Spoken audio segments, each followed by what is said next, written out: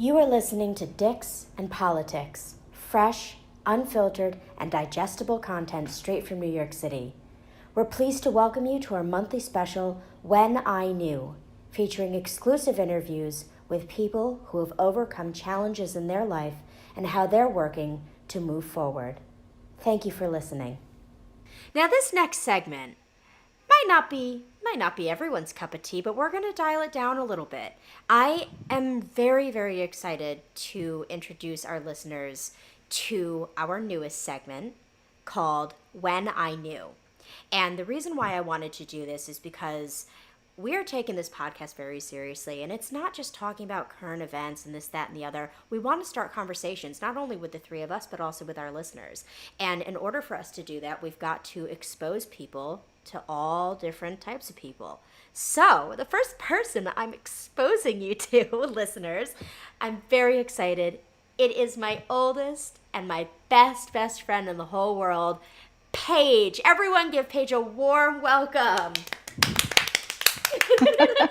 So Paige, I want you to tell the tale of how we met, and because it's a really good one. Paige, why don't you take it away? I was Sam's first birthday present. So one that I did not request. So I was at my first birthday, and I'm sitting there. Now, Paige and I are both adopted. Paige was adopted from here in the U.S. I was adopted from Thailand. And I'm sitting there, and suddenly I had like a baby shoved in my face, and it was this one. And it was me. Yeah. Yep. And I pushed her away because I didn't want her. I wanted my cake. But we were sort of friends. I mean, like, our parents were best friends, so it was sort of destiny that you and I were going to be best friends. And we were just the best of friends. We got into a lot of trouble together as kids. That's an understatement. And then I think the reason why we have Paige on this show, and some of our listeners might know this, Paige is a heroin addict or a drug addict, but her drug of choice was heroin, and she was also an alcoholic. But tell us when you are going to celebrate your sobriety and how long it's been.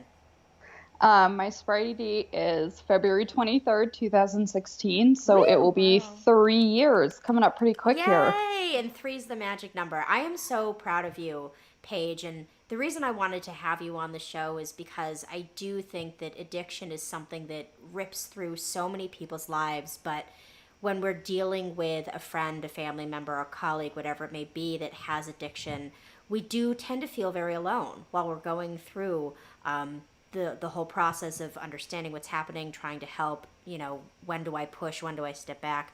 So Paige, why don't you briefly tell us sort of, I guess, how this all happened. I hate to say it that way, but tell us a little bit about your story.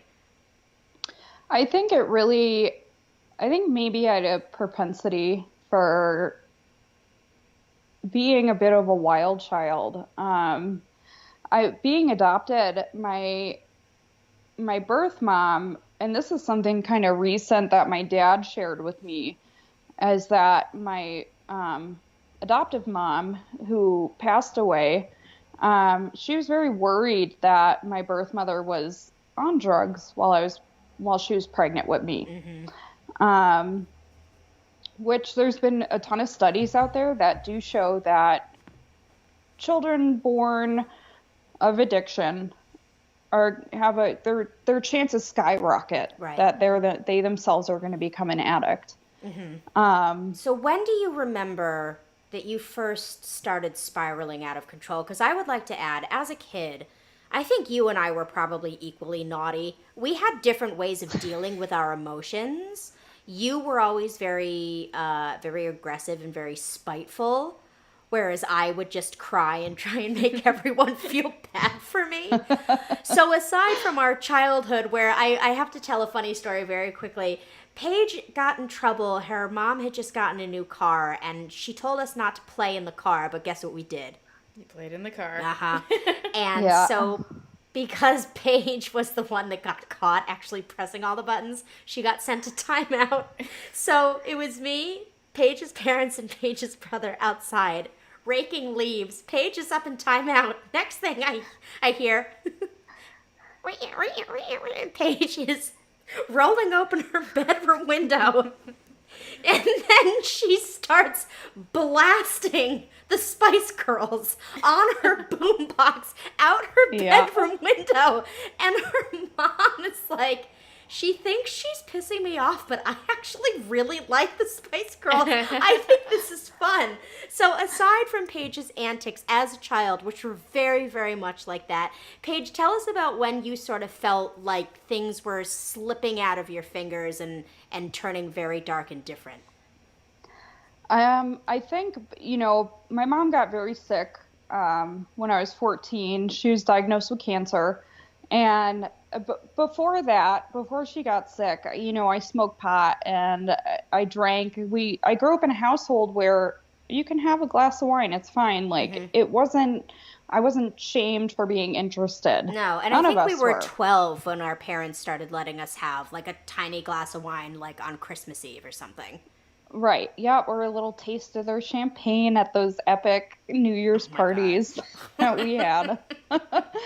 And I think when she got sick, it really, my world really started closing in around me. Before that, at a young age, I was diagnosed with depression, anxiety. My brother he was wild. He had, diagnosed with severe ADHD. I mean, the kid still gets ants in his pants, and he's like 33 now. And a lot of the attention was on him, and I was kind of just okay with that. I just was very well behaved. And I think if you talk to somebody who's a psychiatrist or a psychologist, there are family roles that people play. My family role at that time was the lost child. I was very well behaved. I let the attention be on my brother. You were at a top boarding school at that point. You were a high honor student. You were on the dean's list. You were playing field hockey. I mean, you Lacrosse, were, yeah, squash. You were absolutely that typical New England poster child for success. And then you weren't. And then I wasn't. Yeah. When my mom got sick, it was devastating. We knew she wasn't going to probably make it through it, but it happened so fast. Way faster than the doctors said. And I'd also like to say your mother was such a force. I mean, she was just loud and proud. She was articulate and she was clever and she was persistent but she was also warm and she was funny. And she was just always naked. She was always She naked. was just like, this is who I am. She was involved in the community, so not only was it a loss for Paige's family, but it was a loss for our whole town. I don't think anyone has fully recovered from losing your mother. So all right, so let's go back and let's say, 14, 15 was when things started to sort of get fuzzy. When did you first try something outside of just weed, alcohol, or cigarettes? How old were you? I was 15. I tried cocaine. It was after my mom died. Okay. And was that something that you got from a friend? Was it something you sought out on your own? Or did it fall into your lap? Tell us a little bit about that. It was... So after my mom died, my dad was gone. I lost both my parents when my mom died. Sam, you know this. Yes, he was completely gone. I mean, they were married for 28 years when she died. This was the love of his life. She still is. And so he was really gone, and I was kind of left to my own devices. I could do what I wanted to. We had no supervision. None. And we were 15 and 16. Wow. So we're just learning to drive. We had expensive cars. I mean, it was wild. It was. But it was that typical, unfortunately, I feel like it is sort of like out of a movie, out of Cruel Intentions or Gossip Girl or something like that. But let me tell you, when you're actually living it, it's not that great. Oh, it's torture. And I left boarding school to go to private day school. I was not allowed to go to public school because I had already been suspended from boarding school for getting drunk. Whoops. And Also, a tale as old as New England. yeah. And I remember my dad was like, well, you can't just sit at home because they send you home when you get suspended for something like that. Right. And so I'd sit in the hospital with my mom every day, and my dad would go to work and pick me up and whatever. And transitioning into the day school, I was the hard ass. I was the bad bitch. Like nobody. You People had were like, thigh-high, high-heel Converse boots. I did. They were awful. Well, you were all about them, and I I was was. like, I really okay. wanted those, but I never got them. Well, I was pissed at you because I needed them a few Halloweens ago, and you threw them away. You know?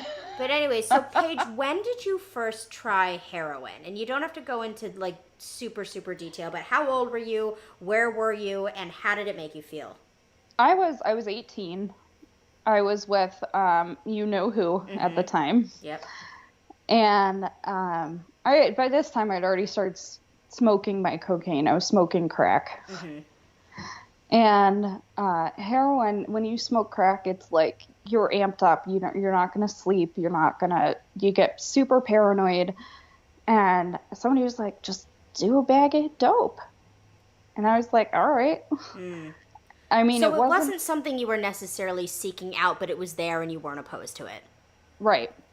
I'm not the story that I got injured and I was on pain pills and that's where it came from. It was just there and I wanted to do it and I had no supervision. And can I ask you something I've never asked you before? Yeah. The very first time you did heroin, was there ever a moment, be it right before, during, or maybe after, where you felt any sort of regret or remorse, or were you so numb at that point emotionally that you didn't care? I didn't care. I was in so much emotional pain. And, moving to this other school, I still had top grades and played my sports. Right. I learned that, it was a learned behavior that if I did well and performed well on paper, I was going to be left alone. I mean, I was already completely left alone, but like really left alone. Yeah. And I could get away with it. Now, I think our friendship really struggled after your mom passed away because both of us emotionally were fried. Then we kind of came back together, but then I think, what would you say, Paige, maybe around the time you were 20 and I was 21, we're a year apart, almost exactly a year apart. Yeah. Was that sort of when things really started to go downhill for you? Because for me, that's when I really remember that we started sort of going our separate ways. It was not my choice. You were pulling away. Would you agree with that timeline? I was definitely pulling away. I mean, at this time, my dad had already gotten remarried, moved away, sold our house that he and my mom built together. Yep. Moved away and basically what he said to me was, you can go to college or figure it out yourself, but I'm doing this. And that's what I did. I figured it out for myself. I mean, and I would like to note that you did try. I mean, you went to a top school down south, and then you went to another top school out west in California. You really did, in tandem with your addiction, you tried to continue to be good on paper. And so it was very sort of deceiving, I think, for the people around us, especially the adults around us, because they were like, well, she's still in school, she's fine. And I was the only one raising my hand saying something is not right, and no one wanted to listen to me. You, Paige, didn't even want to listen to me. You were still in denial about what was going on and how bad things have gotten. So from my recollection, I think that your final stab before things went really, really south was when you were at school out in California and then dropped out, got back together with your ex, and then you were living out of a van. Yeah, I was traveling traveling the country. You had dreads. She wouldn't even let me touch her hair. I was like, can I just play with them? She's like, no, go away. Not that there's anything wrong with having locks. I think locks are beautiful, which is hence why I wanted to touch them. She wouldn't let me. Yeah, I was homeless. And I was okay with it. Yep. So then, Paige, I remember there was sort of a turning point in our friendship during this timeline where you could really the sort of the evidence of how bad things had gotten were becoming more and more obvious to me, even though you would not directly address it. And I'd like to talk about, if you don't mind me cutting in, I'd like to talk about the moment when I knew something was dreadfully wrong. And you and I spoke about this a few weeks ago. You were dating that young gentleman, and there was a night that you had gone out with you had come to my house first to hang out at my apartment, and then you had gone out with an old friend of yours for a couple drinks. And the gentleman that you were dating called me, and he was obviously high, and he threatened to kill my parents if I didn't tell him where you were. I couldn't get in touch with you. I finally did, and I told you that I had called the police, that they were now over at my parents' house, that I was driving over there to be with them. Where are you? Where are you? And you showed no remorse. It was like talking to a brick. And that's when I knew something was very wrong, and you still wouldn't admit it. And in a few, what was it? It was a few months before that where I think you tried to kind of get off the drugs and you were vomiting uncontrollably. Remember when I had to take you to the emergency room? Yeah. I got a call that you had gone missing. No one had heard from you in a week. So I dropped everything and I drove to your house and I found you in the bathroom looking awful. You hadn't showered in days. You couldn't stop vomiting. I brought you to the hospital. They straight up asked you, are you doing any drugs? And you said no.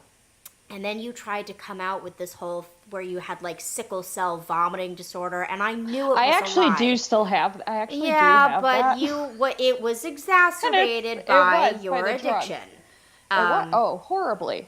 And then, so, Paige and I are sort of bouncing back and forth with our friendship. I will say that when I moved into New York City 5 years ago, you were the one person that was calling me every week. How's it going?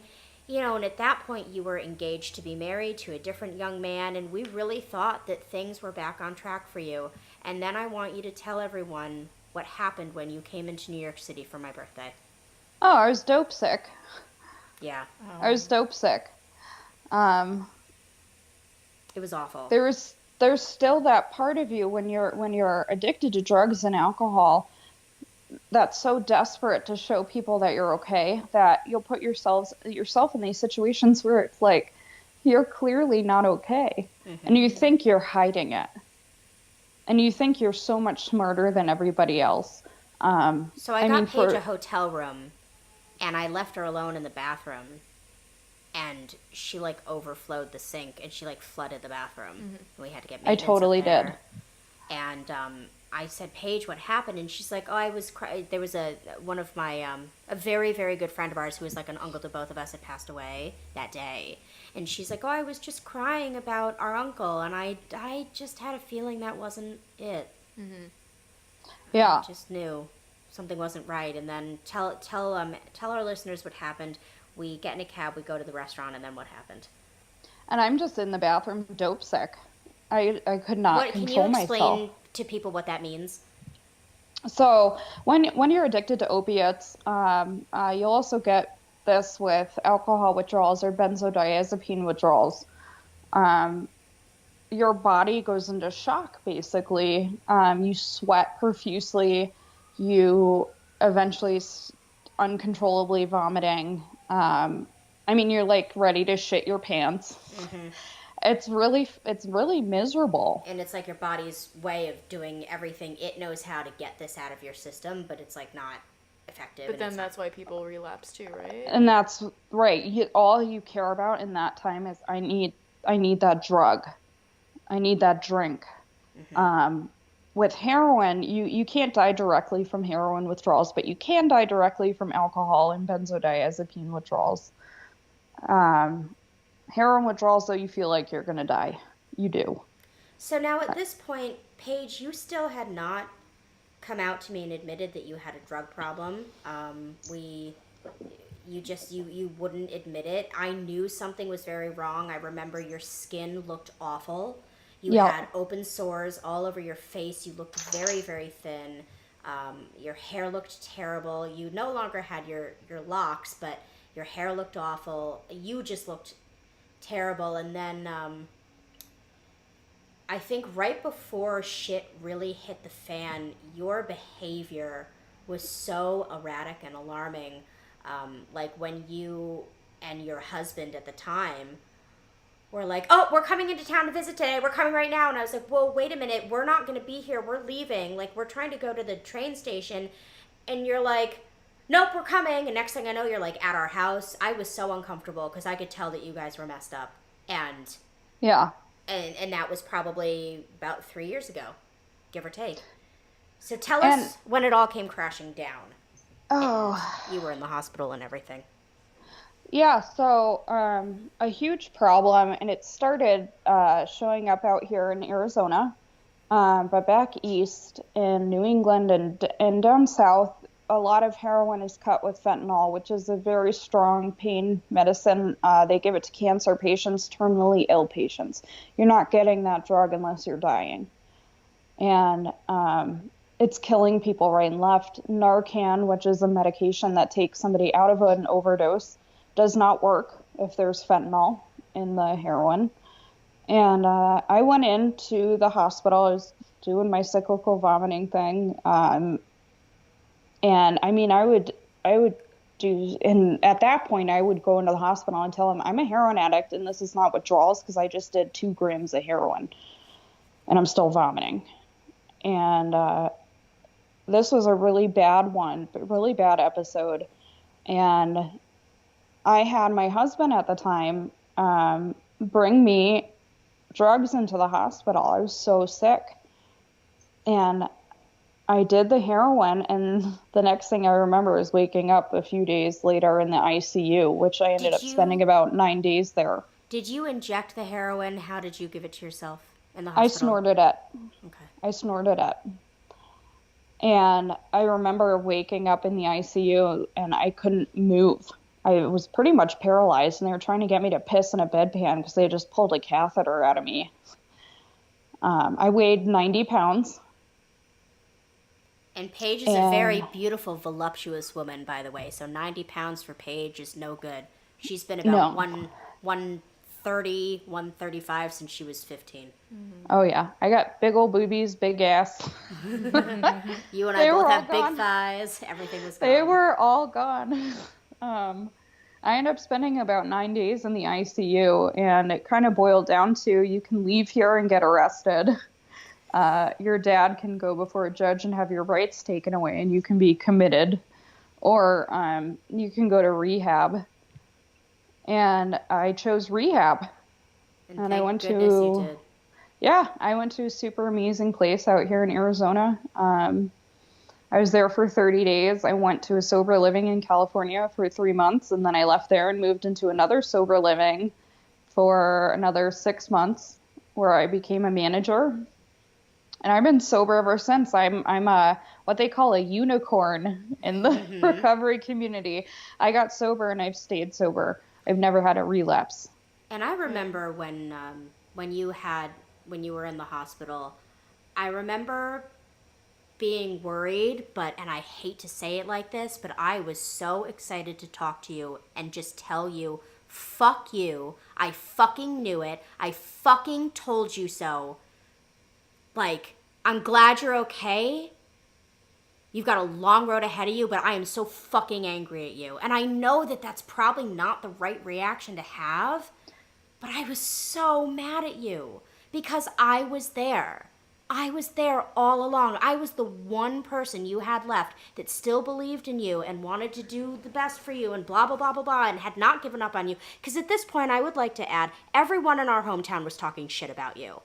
Oh, yeah. Everyone was talking shit. People knew, not only because of who you were dating, but also because of the way you looked, the way you were behaving. It was just everyone knew. And everyone was talking shit about you. And it was so unflattering. And I was the one person. And I remember feeling very angry because I had made such a point to always be that person that was there. And you just wanted none of it. So I didn't want any of it. And you were there, and my mom's side of the family was there. I remember after my mom died and my dad was gone, I had cousins that would drive down from Massachusetts to make sure there was food in the refrigerator. And like, that's where I was living. And one of my aunts wanted me to be taken away by Department of Child and Family Services. That was my reality. right. We're going back to when she was a teenager. I mean, I Right. want you to imagine like a sprawling mansion right on the water in New England with luxury cars in the long cobblestone driveway that's like a mile off the actual road. Like that's and Paige was just there all alone. So Paige, tell us a little bit about what it's like I want you to take us through like what it's like going through withdrawals, what it's like going into your first place, how you felt, what it's like making friends, making amends with your family. Talk to us about that whole experience that you've been going through for almost 3 years now. When I went into rehab, I was miserable. I was so miserable. And at the time, my dad was like, she's going to go in there, get off heroin and crack and all that, and she can come out and like have a beer with us. And there's a thing called Family Week in the rehab that I went to where they involve the family, and you go through a really emotional process where it opened my dad's eyes. He's like, she cannot drink. she can't do any of that. And for me, and I think this is a huge deal for families that have or dealing with addicts. You can love them as much as you want, but you can't enable them. And I got the tough love I needed from my dad and from my cousins and aunts and uncles and siblings that I needed to know that this is serious. I mean, it was laid out for me that if you go out and you mess up again, this is it. This was your one chance to go into this facility and get it right. I had my 27th birthday in rehab. It sucked. I was miserable. I was still withdrawing, and people are trying to sing me happy birthday, and I'm pretty sure I told everybody to suck a dick. Mm-hmm. Yep. That's what you said to me, and I was like, you got it. Go fuck yourself. I mean, Bye. it was, when you first initially go into withdrawals, it's the vomiting, it's the shitting, it's the sweating, and then once that kind of goes away, I was a year of pain in my muscles and in my body, and still getting used to like putting food in my body. Mm-hmm. One of the happiest moments for me was, I guess, maybe 2 years ago or so, when we were both in our hometown in New England together again, and it was right before the holidays, and you were like, oh, I need you to cut my hair, because I always cut Paige's hair. It's like she lets me play barbershop with her. We play Saran. we play hair Saran. And I remember running my fingers through your hair, and for the first time in over a decade, your hair felt healthy again. Yeah. And it wasn't brittle and falling apart, but it was just like beautiful, and that, like, I get emotional. But that was such a wonderful moment for us,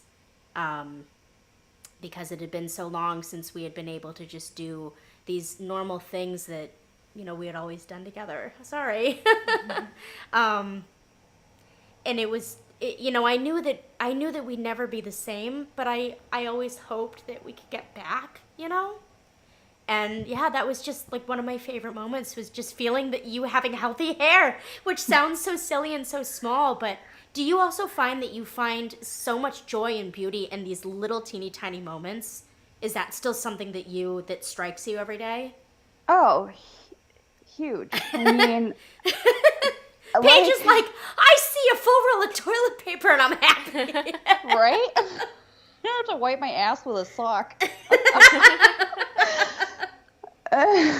Been there, And done it is being, I have my family back. I have my friends back.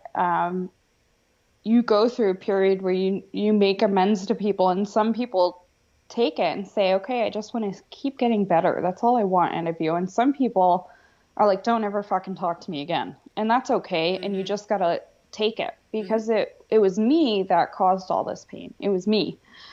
And I'd like to know, this is like, for years, Paige never took accountability for anything. So the fact that you can say that is huge. Mm-hmm. Oh, yeah. I mean, my dad and I had to go through this whole thing where we made amends to each other. I mean, Sam, you know what I went through with him, mm-hmm. with his dating habits. And what was it like for you when you were going into sober living and meeting all these other people that were also attempting to get better and work on it? Was it hard for you to make friends, or did you find that you almost bonded quicker because you were also vulnerable? Walk us through what that was like. I think I definitely bonded quicker because these were people who are also recovering heroin addicts, crack addicts, meth mm-hmm. addicts, alcoholics.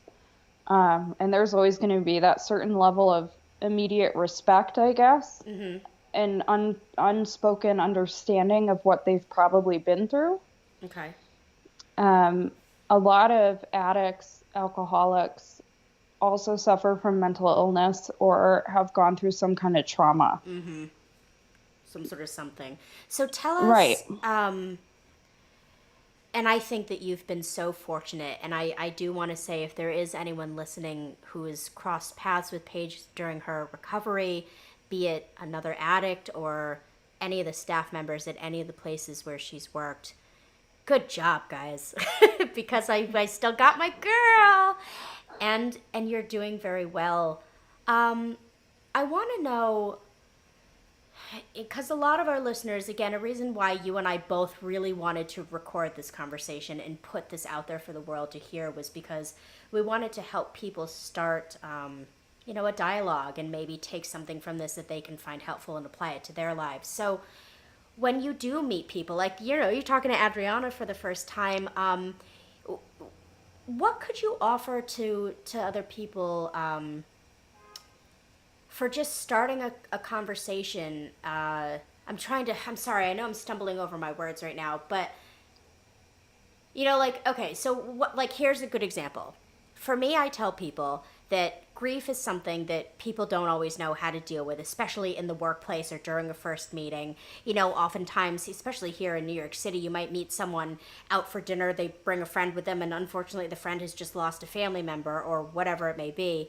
And something that I like to say to people that I don't necessarily know very well, but that I do want to, show them that I care is, I'm sorry for what you're going through. And whenever you are ready, or if you would ever like to, I'd love for you to tell me about one of your favorite memories with this person. I can imagine that you have quite a few to pick from. And it's sort of a nice way of not being too intrusive and going a little bit outside of the box of what you would normally say to someone like, oh, thoughts and prayers are with you. So when it comes to introducing new people to your journey and the journey that you continue to be on, what are good talking points for you? So when I first got sober, it was hard for me to say I'm an addict and an alcoholic. There's a lot of shame around that. There's a lot of shame around having a mental illness. They go hand in hand. And the thing is that I found more often than not, when you come into contact with somebody, more often than not, they have a friend or a family member that is struggling with addiction. Addiction, especially the heroin addiction, has become a national epidemic in this country. It's more than both hands that I can count on friends that I've had die from this disease since I've gotten sober. And it's heart-wrenching because there are people who are the hopeless cases that won't ever get sober because of whatever it is that they've been through, and there's no more light at the end of the tunnel. Or predisposed, whatever it may Right. be. Right. So what can someone say to you? I mean, now that you're so when you were first sort of coming out of it and it was hard for you to even say it out loud outside of a therapist office or these different centers, if someone said to you, yeah, I get the sense that you're struggling with something, would you like to talk about it? Would that have been okay with you, or would that be pushing it too far? Like, what could we say to people who were sort of realizing something's not quite right? The biggest thing is to let them know in a gentle way, though. Okay. An addict, an alcoholic is not going to get help until they're ready to get help. You can't force them into it. Paige, say that one more time. I want the listeners to hear that again, because that's very important, and that's a lesson I had to learn. And addicts and alcoholics are not going to get help until they're ready. And if they do it to please someone else, the relapse is almost definitely in their future. I'm not saying that's for every case, because sometimes they get forced into it and their eyes are opened. But more often than not, they're gonna relapse. So now, where you are, let's not go to now. Let's go to a year ago. So I think a year ago was really when, you got your job that you still have now, and you really started to establish a routine. So you were more used to saying it out loud, and people in your life did know that you were in sober living. Is it okay? I mean, this is what I did, but I get the special badge because I'm your oldest and best friend. But would it be okay for someone to introduce maybe a little bit of humor into the conversation and, say something like, wow, you're looking healthy again. You got your thighs back. Like, would that be cool with you? God, yes. Okay. God, yes. Okay, good. Because that is what I said. I'm like, ooh, you got your booty. I mean, one of my cousins will be like, I'm so happy you're not a fucking crackhead anymore. I'm like, I know, right? I mean, I still say to this day, I'm like, I remember when that movie came out. You don't remember because you were too busy smoking crack. But and you're just like, yes, the hell I was. Yep. So now, and here's a question, and I don't know, now because this interview is a little long, we might just release this on its own and have it separate from our normal thing, but we were talking about with episode 1 of Dicks and Politics, I'm sorry for the sirens, and Paige, I don't know if you saw our Instagram yet, but I found the diary entry from when do you remember we did the walkie-talkies and we put it down in the plant? Oh, the Bill Clinton. Oh, yeah, the Clinton impeachment. So, Paige, you have a lot of younger cousins. You have tons of nieces and nephews that are just little itty-bitties. How do you talk to them about the struggle that you face every day? And what tips would you give to other people who are parents or aunts or uncles or whatever of young children that licking is the dog, it is not Paige. Paige is not licking the microphone.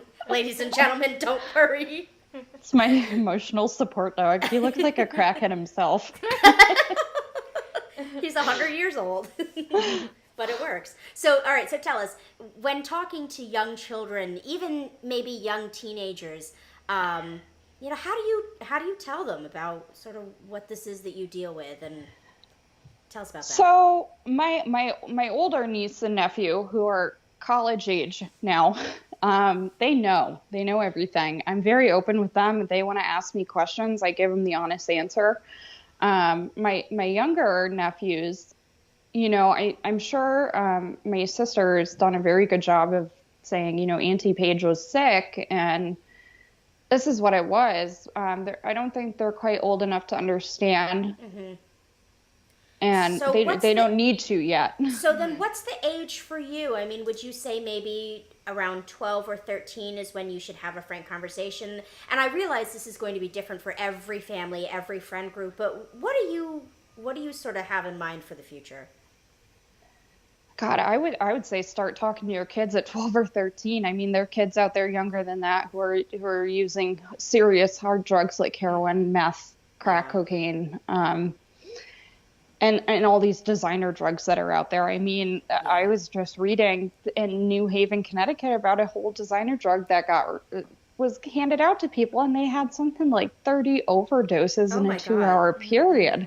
I keep up on this stuff because it's near and dear to me. It's what I went through. When I was in the ICU, I died. They had to bring me back. They thought I had permanent brain damage, heart damage. I'm very lucky. You're extremely lucky. They Extremely. were really floored that I was like fully cognitive and functional by the time I made left. it. Yeah. Yep. So, Paige, and I know you have a job, and I know you're very open with your employer. Everyone knows the deal. They all know what's up, and they don't treat you, they treat you, and I don't want to say they don't treat you any different. I don't like that phrase, but they treat you however they feel comfortable treating you, and fortunately for you, it's with a lot of love and respect. When you do move on from this company, what would you like your future employers to know about you in terms of being a person and also a professional, accountability, responsibility, all of that? Addicts aren't bad people. I was never a bad person. Never. I was sick. Yeah. It's a disease. The Surgeon General a couple of years ago stood up and declared it a disease, and it is. It is very much so. There are people who get prescribed pain meds when they go to the hospital from something, and it's absolutely vile to them. They can't handle it. They're like, "Why? What is this?" And then there's some people like me that it was a release. And each human being is very different. So and you there's would like them to know that you can be counted on, and that this is something that you are consciously and actively fighting every day. Every day, and new people that come into my life, they know about me. They know I'm dating a really wonderful guy who is what us in the recovery world call normies. Those of you that can have a glass of wine or a scotch or whatever and take it or leave it. It's not a thing. Where me, I'm like, what do you mean my 12-pack's gone? Where's the gin? Yeah, you did love your gin. Which I never understood. I don't like gin, but whatever. I don't know. It was tasty to me. I like gin. All right. Well, there you go. And that's okay with me. Everybody in my family drinks. I'm the only addict in my family. And you remember I asked you the first time I saw you after you had been in recovery for a bit, I said, is it cool if I have a glass of wine? And you're like, That's nice of you to ask. Well, some people don't. This is very true. It's true. And Paige was like, just take the whole bottle. I don't care. It's Yellowtail. You paid $8.99 for it. I mean, like, we don't want it to go to waste, but if it does, we're not going to cry. It's all good. Yeah. So, Paige, you are now divorced. You're seeing someone new who is, I have not met him, but I can tell I think he's very lovely. You are sitting in your family home out west right now, and the sun is setting. Things are good. Now, I realize that we do not have a crystal ball, but what are you most looking forward to now that you've sort of taken your life back into your own hands? If you had to pick the 3 things that you're most looking forward to now, what are they? Staying sober, number 1, because relapse can happen to anyone at any time. Yep. Keeping my happy and healthy and hysterical relationships with my family and friends that I've gotten back, that it was a lot of work and it was a lot of trust building again, keeping those and keeping them active and keeping them near and dear to my heart. And I want to go back to school and I want to help other people, because you can be in the most desperate of situations and still crawl out of it, because fuck, I did. I did. And I did too. Not with drugs, Yeah. but with other things, yeah. I think you and I have both been to dark places. Adriana too, and crawled out. Hannah as well. Hannah, who unfortunately can't join us for this interview because she was otherwise engaged with a prior commitment, but I think all 4 of us have been to very, very dark places in different ways. But we've all crawled out. We're still crawling, but we're crawling out. We're good. Paige, I want to ask one more question. shoot. For listeners out there who who have an addiction problem but have not yet sought help. Maybe they're not ready. Again, there's so many different circumstances and so on and so forth. If you could say something to people right now who are struggling, and give them, one message, one suggestion, what would it be? The pain you're in right now, you can string that along and make it everlasting. But the pain, the physical, mental, and emotional pain of getting clean, and it is hard work, and it is physical and mental and emotional pain, is temporary. You come out on the other side of it, and it seems dark and dreary and impossible at times, but it's just like you work to get your drugs and your alcohol, just like the things that we know we've all done to get our drugs and alcohol. If you put that much effort into getting clean, you can do it. And that pain and struggle is temporary, unlike the pain and struggle you're going through right now in your addiction. Yeah, there is light, there is hope, and I promise you, if you can find the strength to turn your head away from the darkness and find the good, I swear to you it's there. And it might be far away, and it might seem daunting, but it is there. And when you see it, chase it. Do anything you can to chase it. I do want to share that there is an anonymous confidential addiction hotline. The number for that is 877-746-1418. Again, it's 877-746-1418. To the young people out there, we also want you to know, if you're in junior high school, elementary, high school, whatever age it may be, even if you are in college, go to your counselors at school. Talk to a trusted adult. And if you're not comfortable going to the counselor, tell a teacher that you trust, because all you've got to do is tell one person. And, we've got to make sure that there's a certain ladder that people can then sort of help you climb to get the help that you need. And there absolutely is hope. So Paige, love you and like you. Love you and like you. We've been saying that for our whole lives. Love you and like you. Thank you so much for joining us. Sorry I got a little crackly and teary-eyed. Pussy. No, I'm not. I'm just, it's, God, I mean, No, I did too. almost losing your best friend, but I also felt like I had lost you for so many years. That was not easy, but I've got you back, and I'd very much like for you to stay back, so thank you so much for joining us. Yes, and thank you for telling your story. And thank you for revealing your name. We really appreciate that as well. You were like, no, I will. What do you want to get? I'll give out my phone number. I'm like, no, we don't. I'm like, don't get hot. We don't give out phone numbers. But thank you very, very much, Paige. This was amazing, and hopefully, I know on our show we're usually trying to laugh and have a good time, but I hope our listeners are cool with us digging a little bit deeper and being a little more raw and vulnerable. Oh, yes. We want to thank you very much for tuning into Dicks and Politics and for allowing us to put out this sort of little side piece special feature. And we hope you'll join us again for more segments in When I Knew.